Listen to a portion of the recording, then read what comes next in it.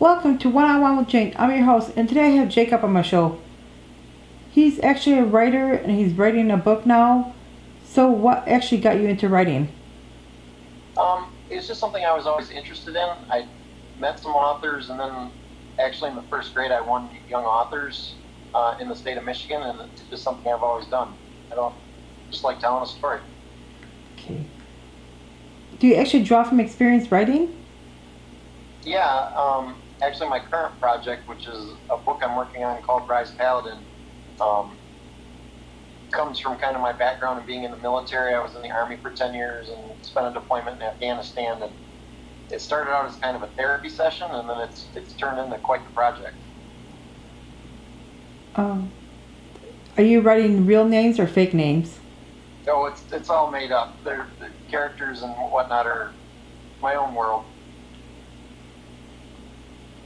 Do you write every day at the same time, or in the middle of the night, or when's your best times you get ideas? Kind of when it hits me. You know, I never know when the juices are going to get flowing, and when it hits me, I just get to it. I've learned to not ignore it. Like if I start feeling creative, I've got to go with it when it's happening, because if I ignore it, then I lose out. Oh, I'm just curious if you actually have a pad of paper everywhere you go. Actually, I have these little journals I keep everywhere. Not necessarily a pad of paper, but these lovely little journals I pick up. They're all over the house, so I always keep one with me too. Oh, just curious as a writer, because I actually write screenplays, and did you ever write out of order, or is it all in order, or is it bits and pieces?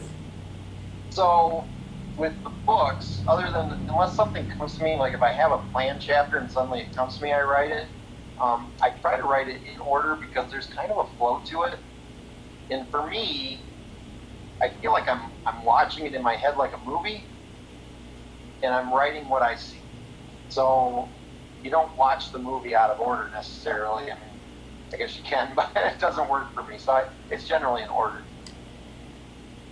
Yeah, because sometimes, like, if it's in the middle of the night, different things pop out of my head. They're all out of order. Mm-hmm. um, so, do people inspire you, or you could just write without anybody? I take inspiration from places. I try not to let it bleed in too much, but I mean, there's things that happen. There are people I've met, and there's events that I've quite literally survived that definitely bleed into what I'm doing. But it's not anything in particular. It's all about the moment. But life experience definitely bleeds in, and as you tell like I said, it started as a therapy piece. So as I write the characters, a lot of times they're going through trials and tribulations either I've been through myself or I've seen other people go through. Yeah, it's funny what happened to me. I was busy writing, doing a video, and then and some girl that I know, one of my friends on Facebook, said she was dating this guy for 22 years, and I started writing a poem based on 3 people I know, and I tagged everybody on Facebook. It was dedicated for 3 people, and one of my other friends was depressed. He sent a picture of himself, and I was thinking, I can't believe it. It's called Soulmates, because she did not believe in soulmates that she was living for 22 years. It's a younger. Mm-hmm. She's only in her 30s, so I was like, okay. So I tagged all 3 of them. It was funny. And someone else that doesn't pick up the phone, he's a Taurus sign. So, Well, sometimes the creativity just hits you and you kind of go with it and let it run. But when I'm writing the book, and this is my first book I've ever written, like full length. I've done a lot of short stories and things like that, and I've written for video game companies and whatnot. But this is my trial, and I see it as it happens. That's my process anyway. I know some people write chapter 37 before they write chapter 1 because they've got that in their head. For me, I'm watching it as it progresses. And the thing I notice too when I write is my characters, as I develop the characters and things come into my head, if I'd have written chapter 37 ahead of time, that development wouldn't have happened. Because they kind of evolve on their own. It seems like they take on their own life. yeah, because I heard from other writers too. They start in the beginning, they write their beginning, then they write their end, and they come back to the whole thing again. I can't. It's called ADD or ADHD that way. I can't write that way. Like it goes a little bit backwards, and but actually, like they say, if you watch other movies too or do research on what you're doing, works too. And sometimes I do. Have you done research before?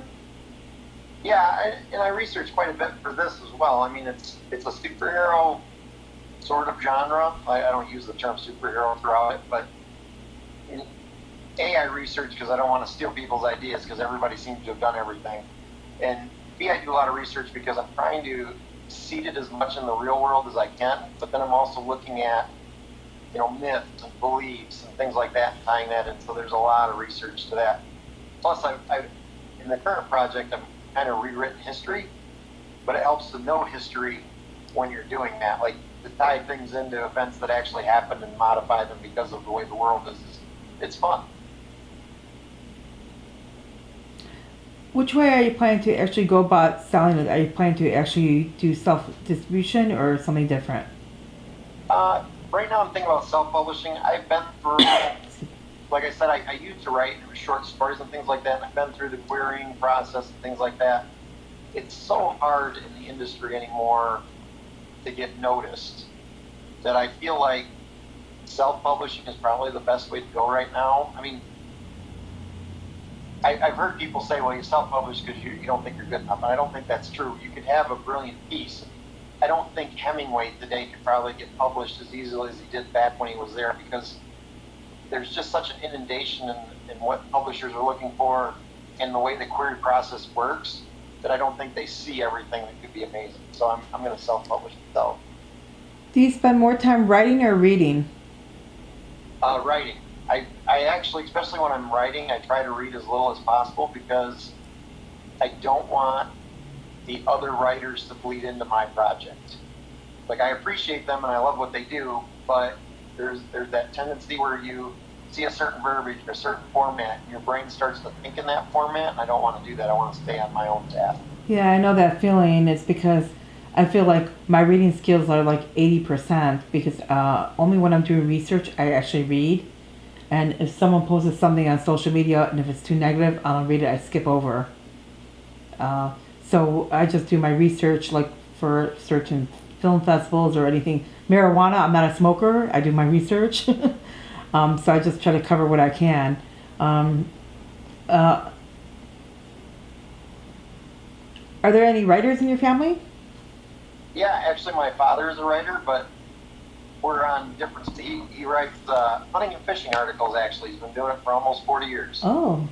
So actually, over 40 years now. So, and his is an interesting story because he's a man who had a high school education and got a job right out of high school and worked really hard. And he took an adult learning course for creative writing, and he wrote an article about an adventure he had out in the field. And the lady who was teaching the class said, you need to get this published. And he took it to the local newspaper, and it turned into a second career for him. So it's been pretty cool to watch. Yeah, there's a documentary on writers I watched a long time ago. I can't recall what it is. They say you have to have voices in your head or you won't be able to write. So do you think you get voices in your head or do you get ideas? I don't know if voices in my head. I joke semi-seriously that all writers are megalomaniacs to a certain extent. Like, when you write, you control the world, at least the world on the page. So that little bit of megalomania that you keep in the background or that God complex, if you will, is what I kind of trigger in on. Like, I'm moving all these pieces. You decide, quite literally, depending on what you're writing, who lives or dies.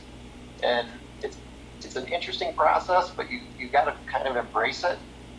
You also have to be careful because I'm one of those people who gets really attached to characters, and if it doesn't fit the story, I mean, sometimes they got to go. So that bit of control, I don't know if it's voices, but I always say I'm watching a movie in my head. It's a little bit different. Do you keep writing when you're really mentally tired, or do you stop? I generally stop. I mean, when I started this, like I said, it was kind of a therapy thing. So I wrote because I was tired and there was a lot going on. I'd been injured overseas and things like that, and I was trying to recover from those type of things. And this process, I was tired, and I used it to get rid of the things that were making me tired mentally. Now, as it's really become a work of something that I want to show the world, I try to be as alert as possible because I've got an editor, and she can almost tell when I'm in a certain mood or what's going on because what's on the page changes. Do you ever look back to see if anything's repetitive? I do, and there's certain things, especially in a novel, you have to repeat because people don't read a novel. Well, not all people. Most people don't read a novel cover to cover.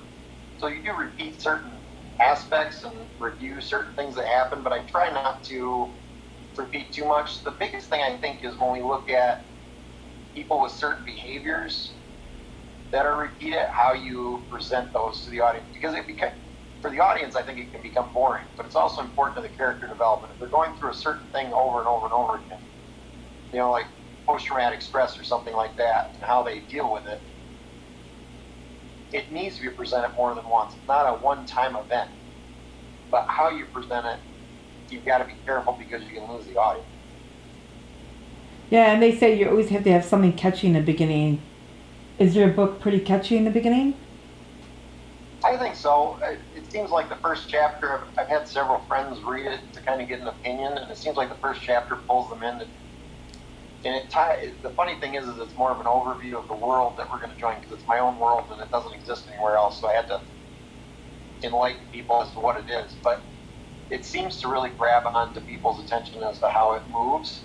And then when you move into the actual characters and the development, it seems to carry on fairly well. Well, thanks a lot for being on One-on-One with Jane. Thank you.